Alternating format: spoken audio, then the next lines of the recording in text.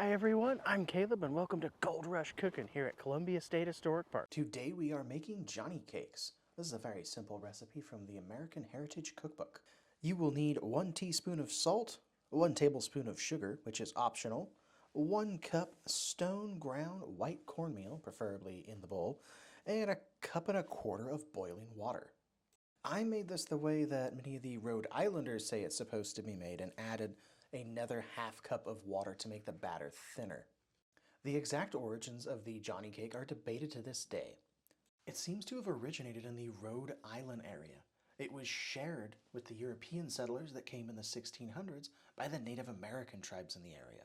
Translated into English, this was originally called a journey cake, but over the years evolved into a Johnny cake. And it wasn't just the name that evolved. The recipe itself has changed over the years, but it is still a staple in the diet of Rhode Islanders to this day. After I mixed the batter, I put it into a well-greased cast iron skillet and cooked it till it was golden brown on each side.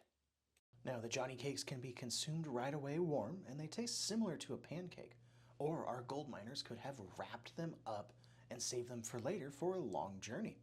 I will be doing a second video on our journey cakes outside over an open fire with the thicker batter, more similar to what the Native Americans would have used.